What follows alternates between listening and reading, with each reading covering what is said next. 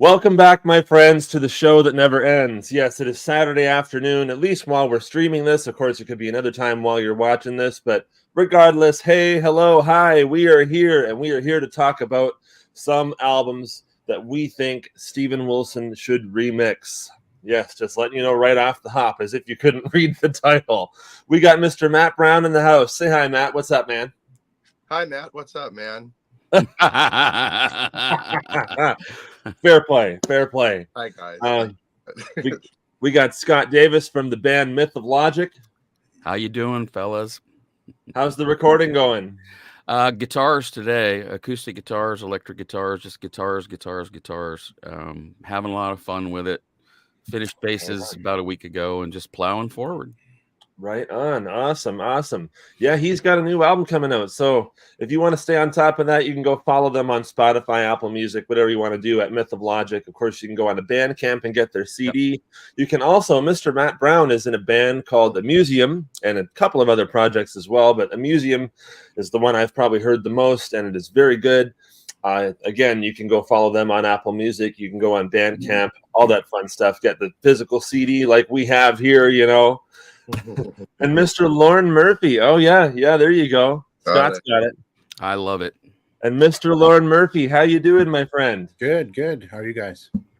Always rocking. What do you got going on? You got you're doing the radio show like me? Yeah, it's a 4-hour extravaganza tonight. Live 1970s albums. Yeah. It's gonna be a good one. It was tough to put together. So many live releases are so much longer than the studio record counterparts. So, I had to make some painful cuts even with 4 hours, but it's going to be good. You're talking to a Grateful Dead fan, man. We know how long the live albums can get. Mm-hmm. And that is over on Deep Nuggets Radio on www.deepnuggets.com. If you've check it out. I mean, Lauren does a show there every Saturday night. I do one every Thursday night at 8 to 11 p.m. Eastern Standard Time. Of course, that's 3 hours before if you're on the Pacific. I can't do the math right now. 5 to 8 Pacific. Yeah, there we go. So we are going to talk about the albums that we think Steven Wilson should remix. Not even necessarily because the original mixes are bad, because most of the time they're not. But, sometimes with this, there's just certain emphasis on little subtleties that weren't noticed as much before, or sometimes if you're a surround sound head, like he just coined a new phrase, surround hound. There we go. Okay, everybody date mark that, surround hound.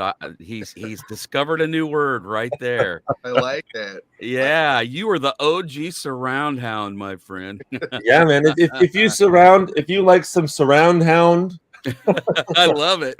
Then get Steven Wilson to do a Dolby Atmos mix, because his Atmos mixes are top of the line, where other guys who are doing some of the Atmos mixes are still catching up to him.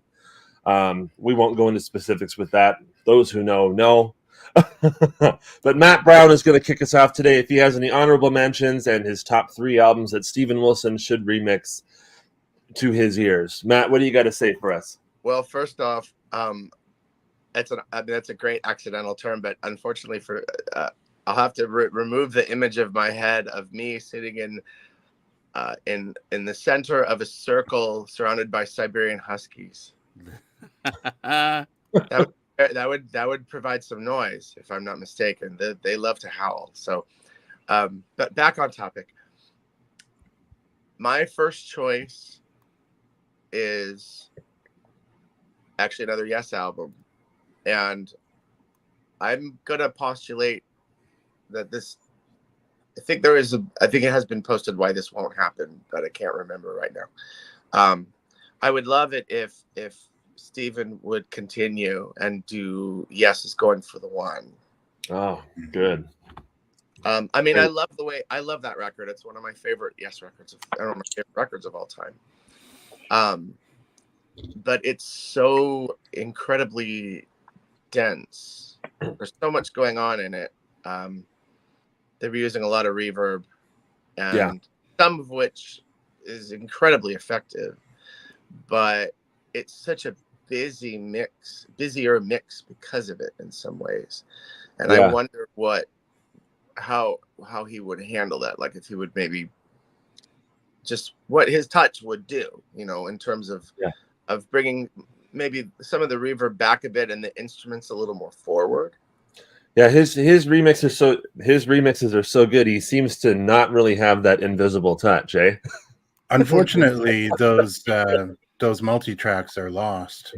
That's what I So that one can't be redone. Yeah, it's unfortunate. It sounds very distant to me, and particularly in comparison with the earlier albums. It suffers the same way that Brain Salad Surgery suffers compared to earlier ELP records. It just has this. Reverb is a good term to use. It's a distant quality, as though you're going from listening to a band in a smaller room where everything is up tight and close mix wise to where it's back more. And I agree. I agree completely, Matt. That's a great choice. Yeah. Sorry, Matt. I had to jump in with that crummy Genesis reference. The floor is yours, my man. Yeah, I mean, I understand, Rick recorded a lot of the organ actually was, recorded by telephone line from a church. And so maybe they thought, oh, we'll make this sound like we recorded the whole album in a church. I don't know if that was what they were thinking. Because there's definitely parts where the whole band sounds like that. It's like, okay, well, it's a choice, So that would be my first pick. Yeah. My second pick is Wind and Wuthering. Oh, yeah, And it's partly due to the original producer on Wind and Trick didn't do it so much on And Then There Were Three, but on those two records, David Henschel kind of did a similar thing that Gus Dudgeon was doing at the time with Elton John's records, right? With Nigel's drums, where he was, I guess maybe in an effort to make them sound bigger. You can hear them like, I don't know how to explain this, but it's almost like you hear the attack of one of the drums on the left channel, and then you like a delayed second later, a split second later, you hear it on the right. And it does sound bigger, but given how much technology has changed in the last almost 50 years, it sounds kind of muddy. And I know that Nick Davis, I've gone on record saying I'm not a huge fan of his remixes, but it's mostly because of the mastering and the compression, not so much of the mix choices. It just it lost some of its dynamic range. And so for sure, something that would have more of the sound that Nick got, but way less compression might do it right there. But hearing that was like, oh, so that's how his drum kits really sounded. Okay, that's pretty cool, So that's one reason. I mean, I love how lush that record sounds. I wouldn't really want to change the feel of it too much, but in particular with the drums and where they're placed, that would be a good thing. As like my own producer's head goes, oh, I would want to, hear that differently. Right. Yeah, for sure. So that's my second choice. I just realized that all the records I'm picking are really dense sonically. And I like sonic. I like dense sonic soundscapes. I mean, a lot of my demos are a gloppy mess of sounds because I love, oh, here, let's put more keyboards on this. And then when I get into like actually putting out a record or working on something with someone, I decide, okay, well, which of these parts are most essential? And those are the ones we're going to go on. But sometimes I love getting lost in sound. That said, I don't know if Steven Wilson is a Rush fan, but I would love to hear what he might do with Hold Your Fire. He likes hemispheres. Okay, well, that's he loves hemispheres. Yeah. Okay, maybe he only is into a certain part of their catalog. And, I mean, Hold Your Fire is a record I will die on the hill for. I absolutely adore it. I love it. It's got my favorite Rush song on it, so Yeah. I'm a big fan as well. Yeah, what is that? Time Stand Still? Tyshawn. Oh, Tyshawn. Oh, yes. I remember. I adore that song, and not the least of which is a beautiful, evocative song. I know the band didn't like it. I think they succeeded on every level with that album and that song in particular. And I love that because just as my favorite Dream Theater song is Space Divest, they completely move away from their core sound with that song. And they really took a chance with it. And I really admire that when an artist who has an established, mode or sound or whatever you want to call it, just steps away from it completely, just casts all that away and tries something new. Hold Your Fire. That's a good choice. Yeah, that's a good. I would stand for that. Sure. Yeah. Getty said that it was it moved a little too much into the jazzier tonal area of what they did. I could sort of see his point, but I love those songs. Yeah, great songs. Yeah.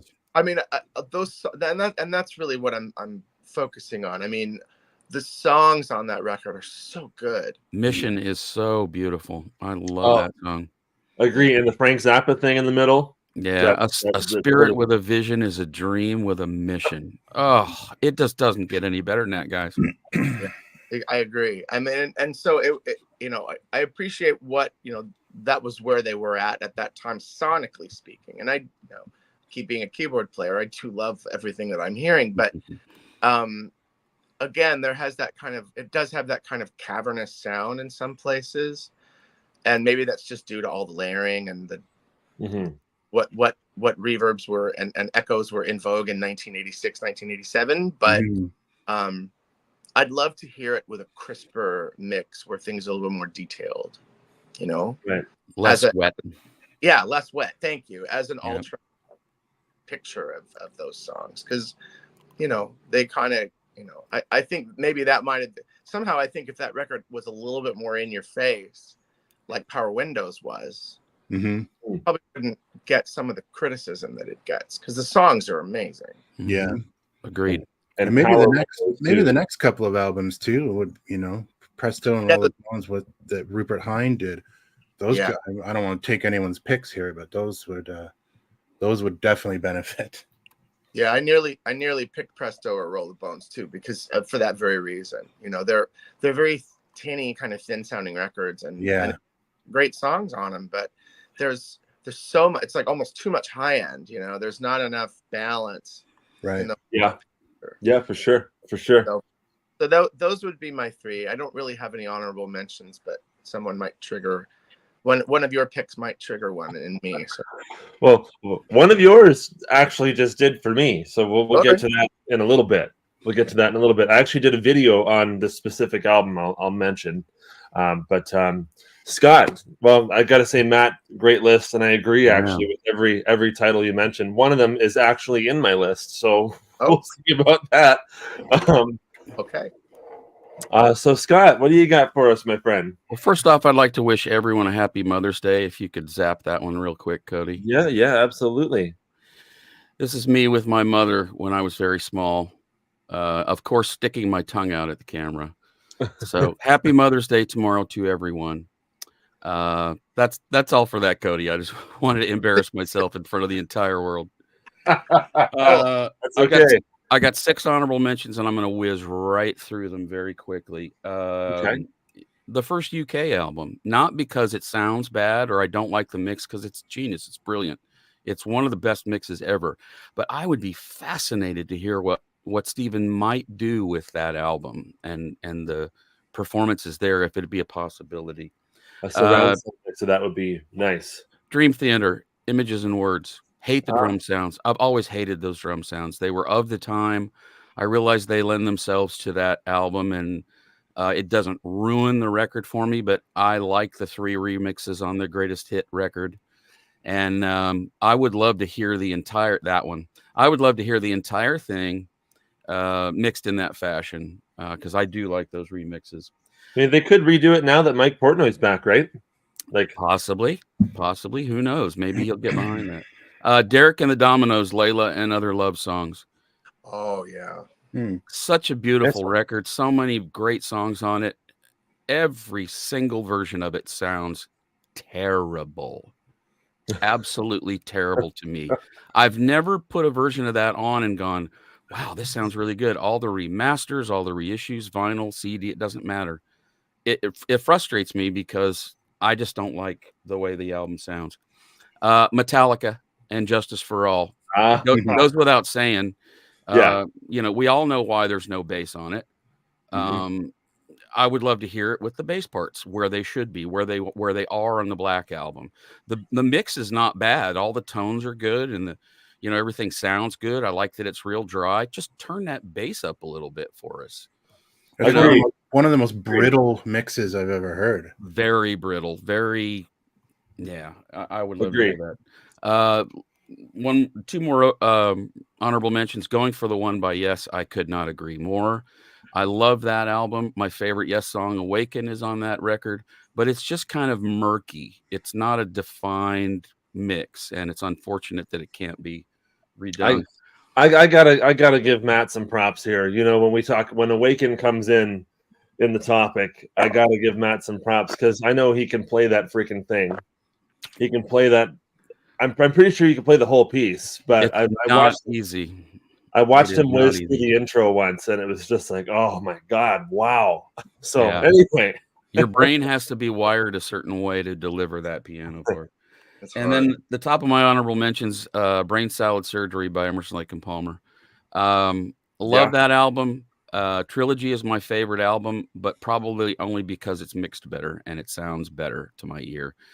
Brain Salad Surgery has, again, a similar problem. Everything sounds distant to me. It sounds too far away. It does.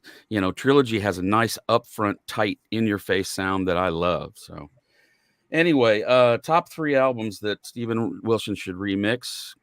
Number 3, Alice Cooper, From the Inside. I love this album. I absolutely love this album. I've loved it since I first heard it. I think it's one of Alice's more underrated masterpieces, frankly. The songs are great. He wrote it about being in, what we would call treatment today, but was basically called an asylum in New York when he checked himself in to get himself dried out. And each of the songs relates to a different character that he met while he was being kept there. It's a great album. How You Gonna See Me Now is on it. Probably one of the best ballads that's ever been written. The Quiet Room. So many great songs on it. So many absolute, produced by David Foster. It came out in December of 1978. In all my research, I could not find an exact release date for this album. It just says December 78. So there it is. I would love to hear what Steven might do with this because it does have a very boxy, flat 1970s kind of a sound to it. And I think a modern pass on it from Steven would be very interesting and would maybe bring that thing back to light again. And Bernie Taupin was co-writer on pretty much all the tracks too, right? He did, and Alice also used Elton's rhythm section for that album, and several of Elton's players for the tour as well. But anyway, it's an album that could stand another pass from a practiced hand, and I think Steven would bring a lot to that particular party. All right, at number 2, I've got a twofer. Presto and Roll the Bones. Okay. I can't put both images at the same time, so I'll just let them flash, I guess. Well, stay on one. You're going to give someone a seizure. That's fine. Presto's fine. Presto is actually the worst of the two to my ear. Presto was released November 17th, 1989. Roll the Bones was released September 3rd, 1991. Both albums were produced by Russian Rupert Hine and engineered by Steven Taylor. I love these albums. The sound of them does not prohibit me from grabbing them off the shelf and listening to them and enjoying them and reliving concert memories. I saw them twice on the Roll the Bones tour, and I saw them once on the Presto tour. And the Presto tour in particular was an awesome show. But they both suffer from what I call digitalitis of the day. We got a whole bunch in that era We got a whole bunch of very thin sounding records that lacked low end punch. I can make a supposition that possibly Rupert, from years of producing very dense digital keyboard laden albums, had maybe his hearing had kind of suffered a bit in that interim, and he was boosting treble frequencies when he should have been boosting low end frequencies, because both of these albums, if they were remixed with a bit warmer take on the actual mixes, would, I think, substantially benefit from that. Presto has the pass. Roll the Bones has every song on Roll the Bones is great, I think. I know a lot of Rush fans have a problem with the actual song Roll the Bones because of the rapping in the middle, but I love it. I loved it then and I love it now. Again, I love it too. That's one of my favorite artists, just taking a chance, stepping out there and really, at that point in the history of rock, 92, having a rap section in the middle of one of your songs was a brave thing. It was I dare say a little dangerous, but it worked. They made it work. And I love the fact that Rush took chances and they kind of, whatever fascinated them became integrated into their music. So many things that they got into, like, when they got into Ultravox, I started listening to Ultravox because our world as teenagers was so tied up in Rush. You'd hear them mention, oh, we're listening to this Ultravox record. And so you just dive headlong into that and find all that great music that they were influenced by at different periods. So it was a fun ride with them. But Roll the Bones and Presto, not so much Roll the Bones, but it could benefit from a remix, a little fatter low end. Presto, even with the remaster, I don't think a remaster is going to help either of these records. I think they need to be remixed with a bit more punch in the low end. And then my number one is And Then There Were Three by Genesis. Released March 23rd, 1978, produced by David Henschel and Genesis. This is one of my very favorite Genesis records. I wore the hell out of this album on vinyl in its original state. The first time I heard Down and Out, I thought there was something wrong with the record because I didn't understand. I didn't understand not only the odd time signature, but how Phil was approaching it was extremely angry and angular. And something similar happened with the middle section of Miracles Out of Nowhere by Kansas, where it's da da da da da da da da da da da da da da.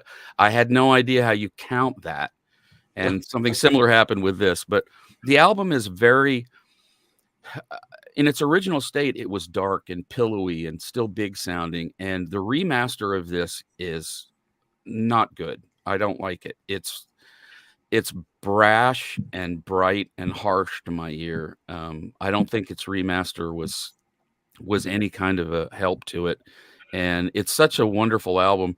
I don't think Steven is overall a fan of Genesis, and I don't think he's a fan particularly of this era. So the fact that I'm asking for it doesn't mean that it'll ever happen. But, potentially, I think his particular attitude towards remixes, judging by his past work remixing, yes, Jethro Tull, etc. I think this album would sincerely, and other Genesis records, as you mentioned, Matt, would sincerely benefit from what he does. I still enjoy this album, but when I listen to it, my favorite is the original CD, the unremastered, unremixed CD. That's still the best sounding one, even over the vinyl to my ear. That's not the 1994 one, right? No. Before then? Okay. No, it's the original, very first release on CD. It honors. I think they just took the vinyl masters and made a CD out of them, honestly, because it sounds almost exactly like it. Right on. So yeah, but anyway, that would be my number one, Genesis, And Then There Were Three. Yeah, I love that album. Great pick.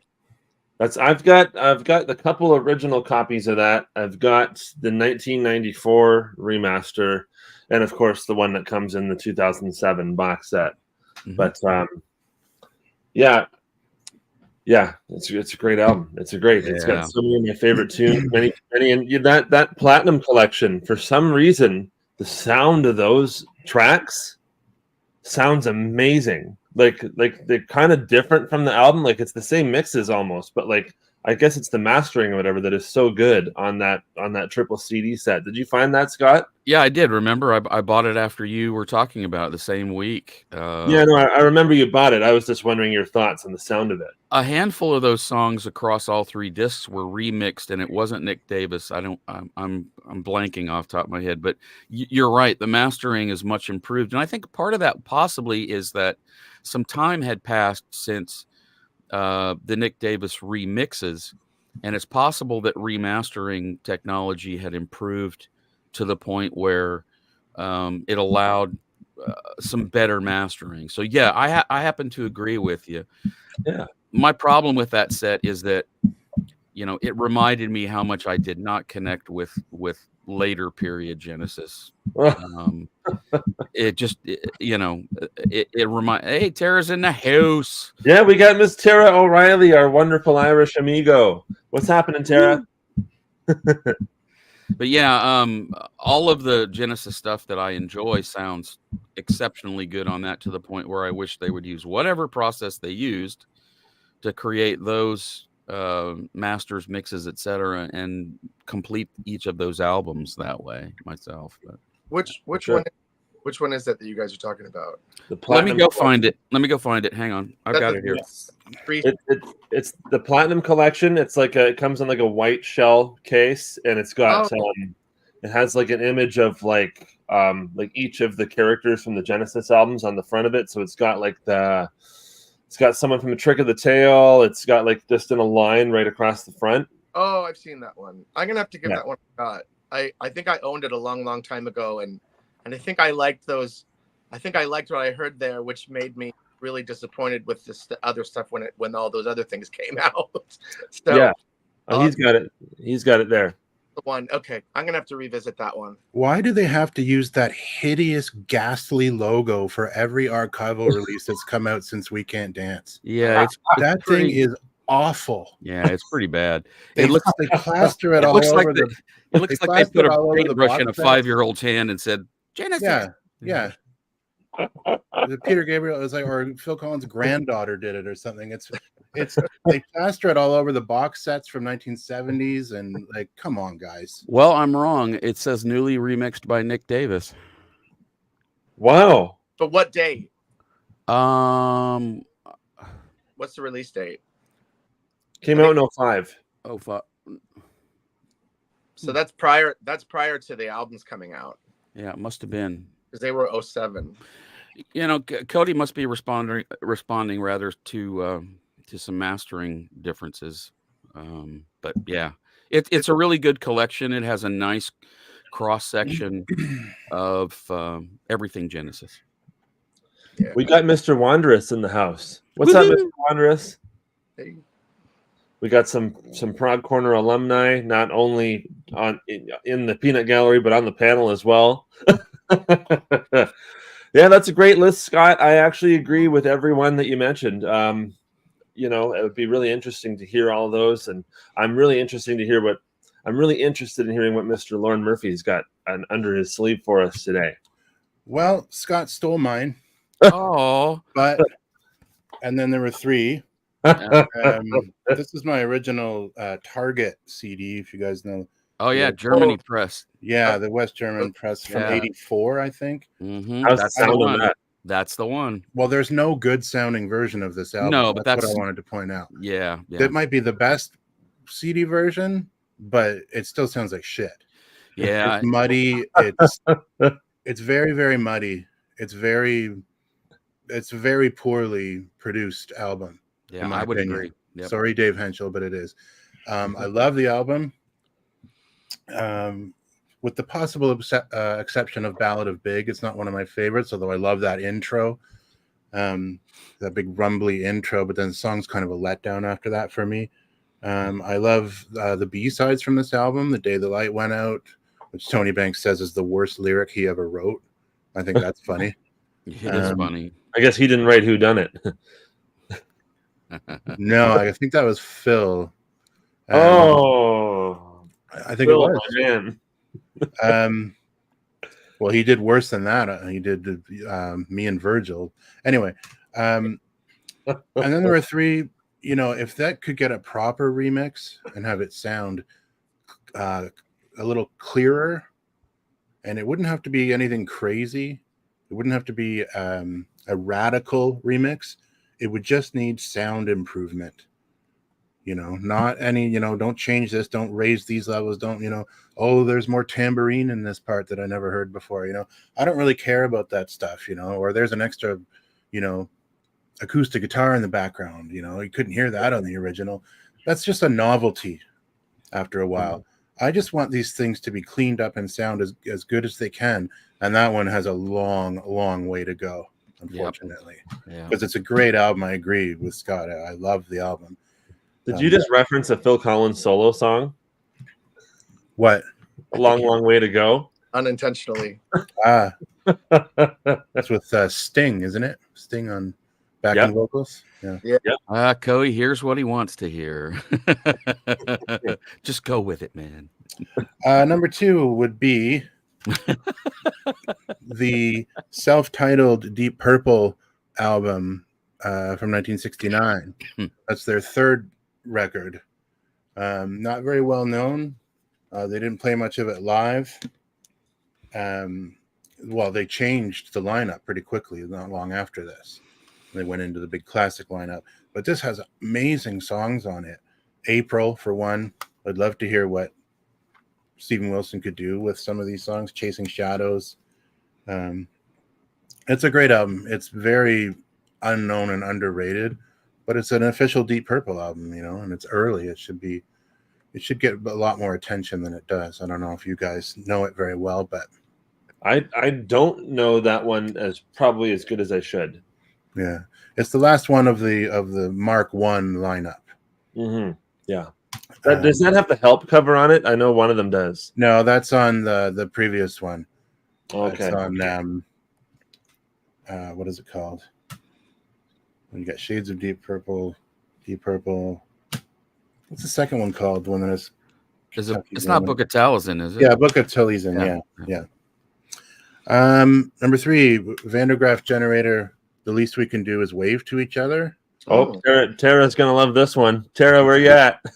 I think he could do a lot with. This has been remastered horribly. I used to have the original vinyl LP of this, the UK, the original Charisma logo with the pink scroll. Before Charisma used the little Mad Hatter guy. Yeah. And it sounded pretty good. But this has some absolute utter classics on it. That's got Refugees, right? Yes. But it also has Darkness. It has After the Flood. It's a brilliant album. It's the first one I ever heard by them. And it's the one that made me a lifelong fan. So those are my 3. And then just for honorable mentions, I'll throw in Harmonium.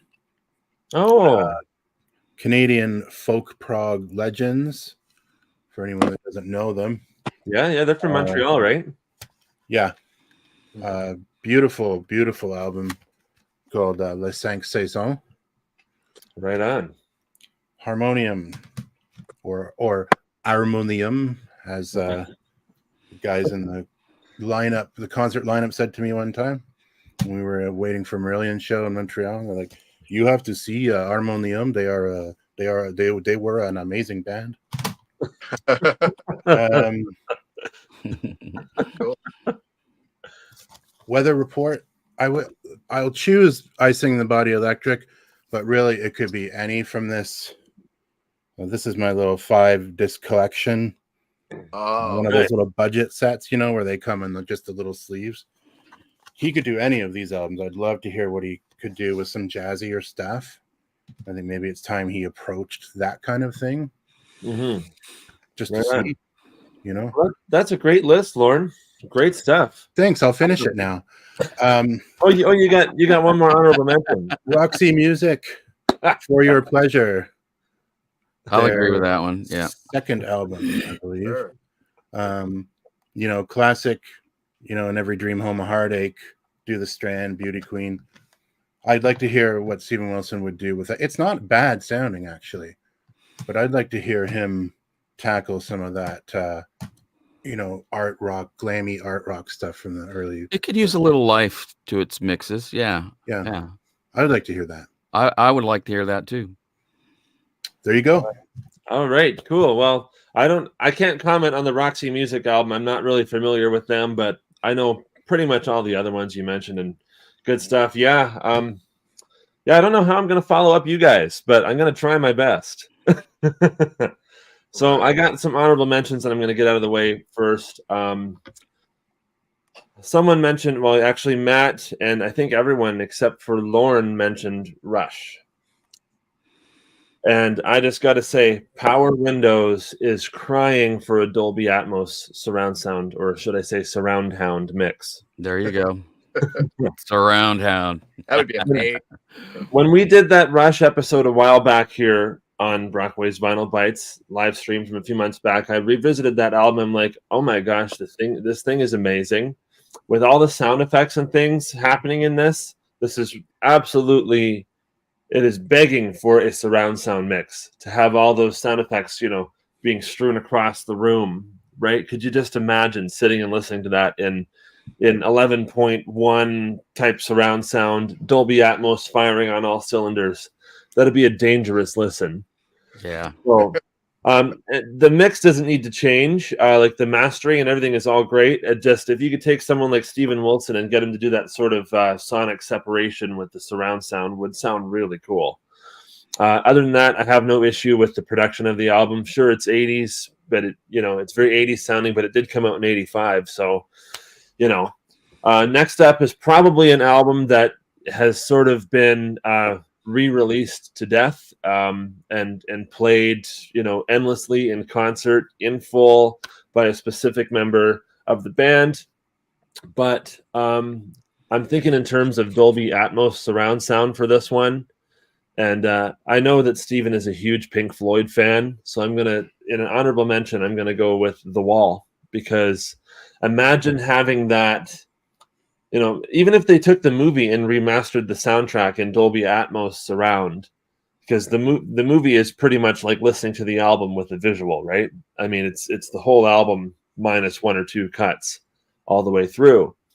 And so just having that in that type of surround sound with all the height speakers and everything firing at you like they did with Dark Side of the Moon, if they had done that with The Wall, oh my gosh, I'm like, it's take my money, man. Seriously. Like, I have to hear this. You have to do it. You have to. All right, so I'm going to get into my top three now.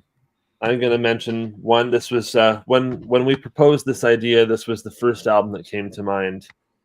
And it's an album that has been in the minds of you guys as well, because you guys have mentioned it. It's Yes is Going for the One. Yep. So when I was telling you guys before we joined the live stream here, a couple months back, I was doing some work in my store with my family. We were all there putting records away and stuff, and we listened to the entire Steven Wilson remixes collection. That's on Apple Music, and we wanted more. Yes, those 4 or 5 albums wasn't enough, and we were still working, so we wanted more. Yes, at least I did. So I went and put on Going for the One, and the difference was just, I mean, I know that they can't do a remix, but a man can dream, Like the difference, but like the Steven Wilson remixes are so bright and all of this, and this was like Scott said, it was kind of more far away. It's kind of more far away sounding, as to where the other ones are more bright and sort of more tight and up close in the mix. And this one is definitely a bit more what's the word? More it kind of has a breathy atmosphere to it. Not that there's anything wrong with that, but it could definitely use a little Steven Wilson touch to just sort of emphasize on the overall sound of the record just a little bit. He could just brighten it up, turn up the volume, turn up the master volume a little bit on it. Just whatever that he does to do these awesome remixes, right? because he would make this. I mean, it doesn't sound bad, but he could definitely. There is room for improvement in the Steven Wilson camp for this particular record. Now, next up is an album that has been remixed, and it is one of the worst, horrible sounding remixes that I've heard. I won't even buy it. That's how bad the remix of this is. Now, he remixed another album of this band, and he's not responsible for the crap remix I'm about to say. I don't know who did that, but anyway, he did Chicago 2, and the difference is night and day. Sonically, it is just wonderful.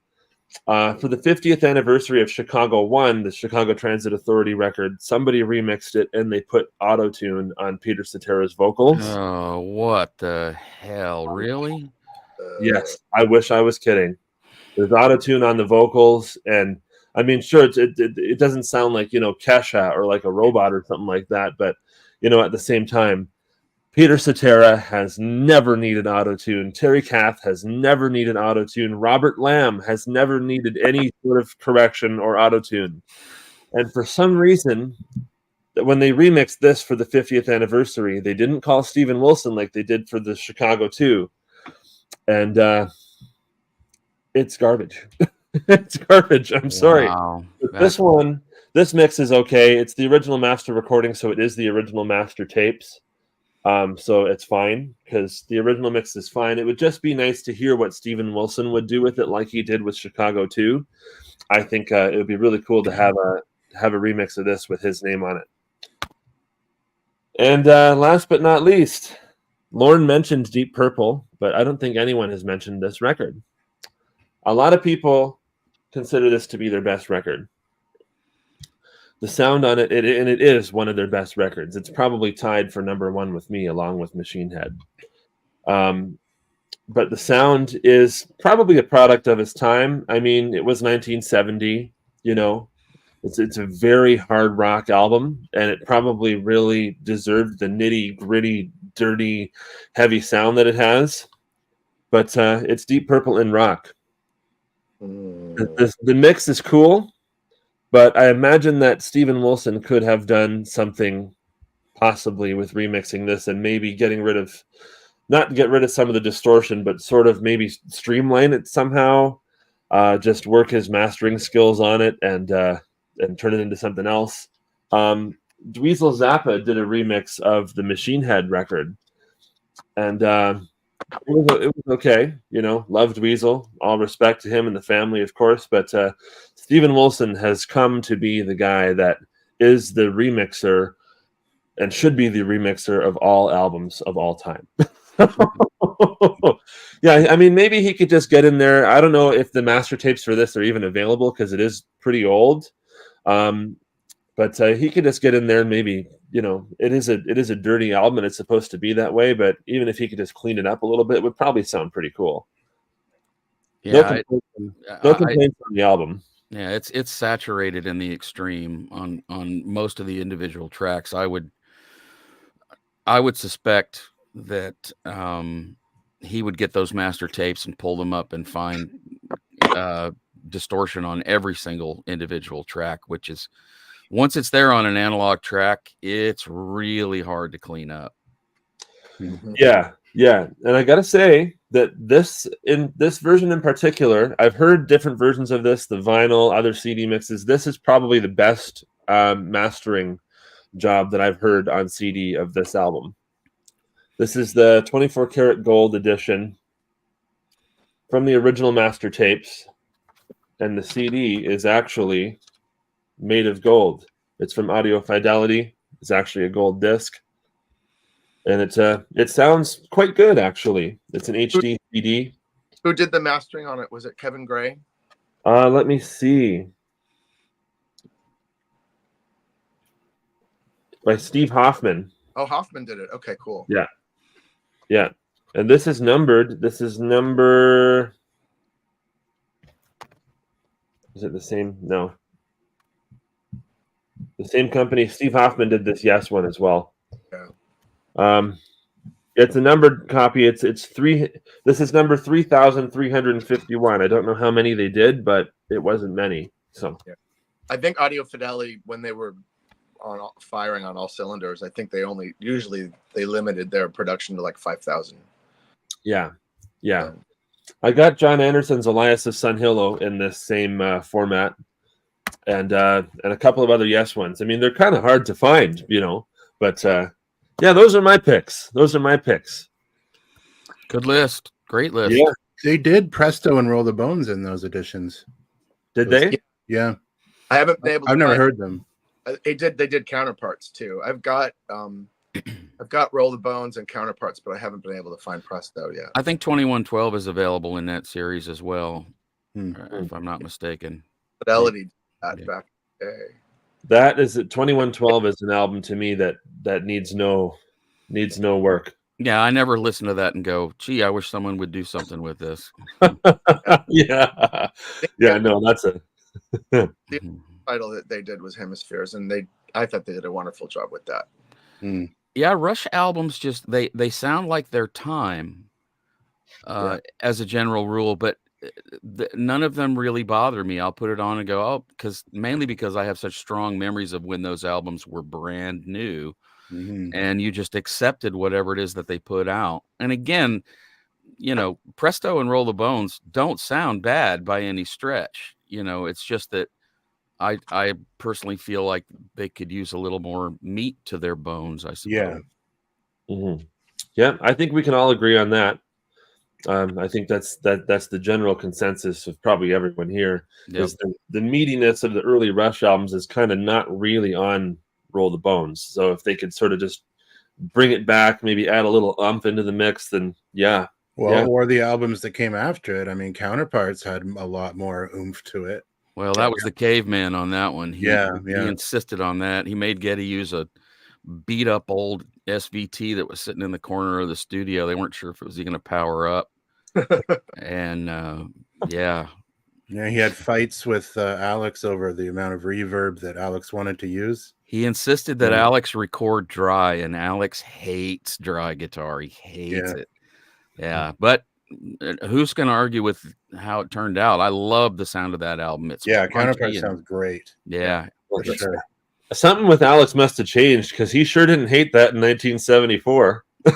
Well, Alex always had toys. He always had little modifiers of some sort. He had a pedal board long before it was kind of fashionable to have one. He had his phase shifter and his wah-wah and his Morley volume pedal, and he was doing that long before everybody else. And then by the time Moving Pictures comes along, he's actually got a remote switching pedal board before such things were available. He's using Loft analog delays and Yamaha delays and all kinds of other little toys. So he actually, you're absolutely right, Cody. There was a time where he was plugging straight into a Marshall, but that was also back before technology had advanced like it did in the 80s, right? So Well, anyways, thank you guys. You got to get into Roxy Music, man.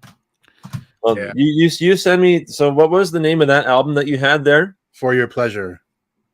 For Your Pleasure. I know what I'm doing this afternoon. I mean, that's before Lauren's show, of course, because, a Saturday afternoon, you got to go over to deepnuggets.com and listen to Lauren at 5 p.m. Eastern. That's, I guess, 2 on the Pacific, right? Yeah. It's 2 on the Pacific. So that's 2 to, you're going 4 hours, right? Yeah. So 2 to 6 on the Pacific. I guess no one's following you tonight, right, Lauren? I don't know. I don't know if SDM is going to hop on after me or not. I'm not sure. Right on. Well, I know I'm going to be listening to your show tonight, and I'd recommend everyone watching this, even if it's on Sunday, set your alarm for Saturday and check it out. Of course, you got Matt Brown on Tuesdays every night at 9 p.m. Eastern Standard Time. Scott is not on the radio, but we play his music. I play Myth of Logic on my show, which is Thursdays, every Thursday at 8 p.m. Eastern Standard Time. And I sincerely appreciate that fact. I really do. Of course. I'm also on Prog Radio, and I actually have I've been playing your music on there too. And so I'm on Prog Radio every Thursday at 12 noon Eastern. That's probably 9 o'clock in the morning on the Pacific. Yeah. Yep. My math skills are good today. But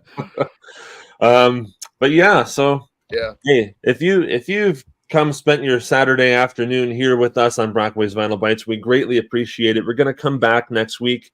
I think the general consensus is that some of us, we're going to do David Bowie. Is that kind of what we agreed on? Matt, are you in for that, for David Bowie? Yeah, I would love to. And Scott, you're not going to do David Bowie, right? I am otherwise committed to other things I have to do. I've got some family commitments, and actually, it's the 18th, right? Yeah. Yes. I have a graduation party to attend, and after that, we are going to see my good friend, all my good friends in Cannibal Corpse. Over in Orlando, they're opening for Amon Amarth, and we've been invited to attend that. Right on. So you're friends with the guys in the band, or you're just a big fan? No, I've been friends with them for probably 12 years now. If you go to one of my YouTube channels is Granville Guitars. That's my day gig. I run a guitar and amp repair business. And my current location of my shop is right across the hall from Eric's studio, Manor Recording. So I've gotten to know all those guys very well. I've been working on their guitars and basses for many years now, and they're some of my best friends. So that's amazing. That's my excuse for not turning up on the 18th. We've got several commitments, one early and one late. So I'm going to be real busy that day. But well, that's cool. That's a good excuse. Yeah, the guys in Cannibal Corpse. Yeah, you're talking to a metal guy here, so that's fine. They're great guys. They're absolutely great guys. They're always fun to watch. I had to learn how to listen to that music.